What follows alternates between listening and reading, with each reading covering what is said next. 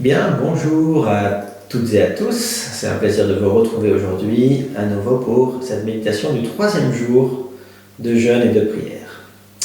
Alors aujourd'hui, j'aimerais vous parler du chapitre 2 de Daniel. Et j'ai intitulé ma méditation tout simplement Dieu répond. Dieu répond. Alors voyons un petit peu le contexte de ce passage. Le passage d'aujourd'hui nous parle d'un Dieu qui agit, un Dieu qui parle et qui révèle des mystères pour nous annoncer ce qui est à venir et aussi pour que le monde connaisse sa puissance. Le contexte de ce passage est le suivant. Nabuchodonosor, le roi, fait un rêve très étrange qui le tracasse énormément. Il demande donc aux sages de son royaume d'interpréter ce rêve.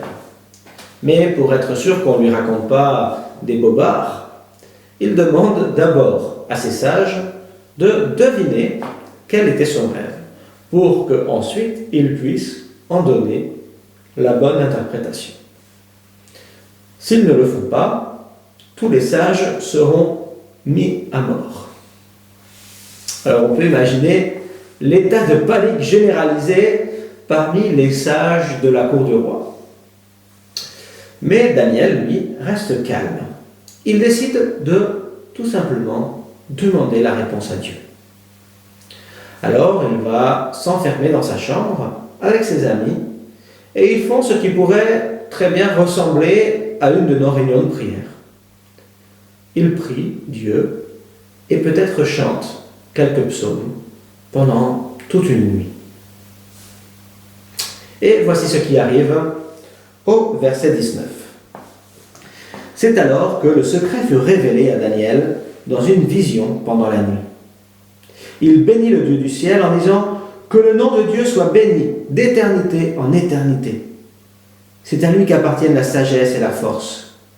C'est lui qui change les temps et les circonstances, qui renverse et établit les rois, qui donne la sagesse aux sages et la connaissance à ceux qui ont de l'intelligence. C'est lui qui dévoile ce qui est profondément enfoui et caché, qui connaît ce qui est dans les ténèbres, et la lumière réside auprès de lui. Dieu de mes ancêtres, je te dis toute ma reconnaissance et ma louange, parce que tu m'as donné la sagesse et la force, et parce que tu m'as fait connaître ce que nous t'avons demandé, parce que tu nous as fait connaître ce qui concerne le roi. Jusqu'ici, la lecture de notre passage de ce matin. Alors, Daniel, dans une situation de détresse, va décider de rester calme et de passer toute une nuit en prière accompagné de ses amis. Et finalement, Dieu répond. Il intervient à travers une vision pour donner à Daniel la réponse à cette question mystérieuse du roi Nabuchodonosor. Alors, Daniel reçoit cette réponse, cette vision. Et demain, nous analyserons cette vision, en quoi elle consistait. Mais déjà aujourd'hui, ce que nous pouvons voir, c'est la réaction de Daniel. Comment réagit-il? Eh bien, on pourrait s'y attendre. Il loue et il remercie le Seigneur.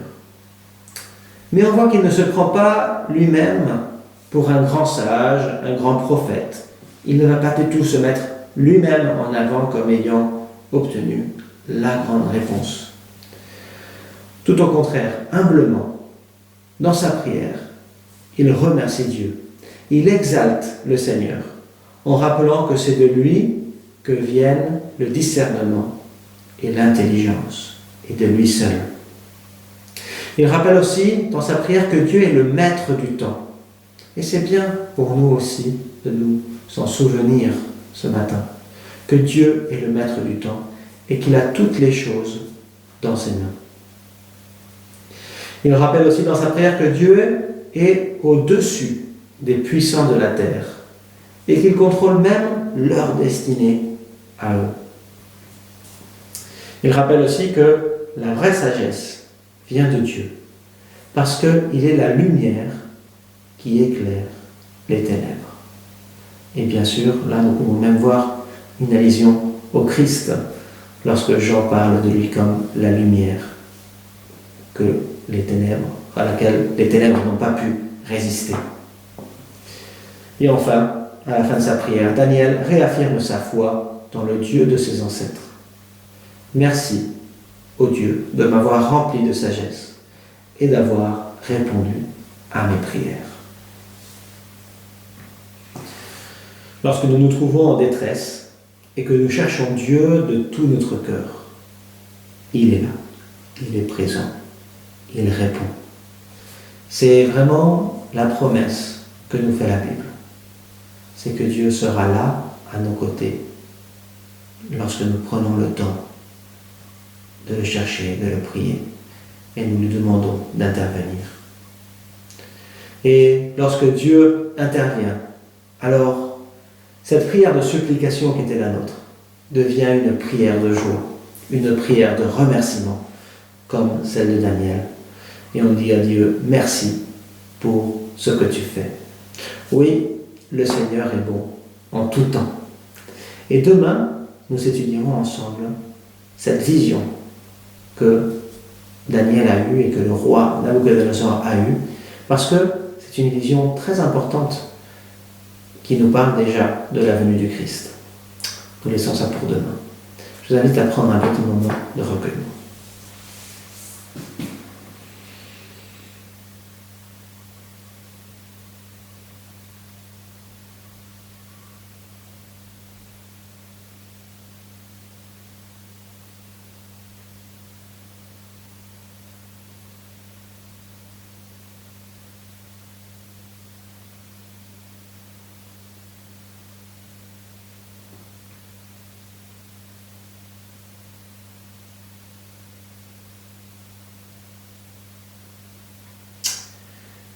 Bien, alors bonne journée à vous et je vous dis donc à demain pour une nouvelle méditation.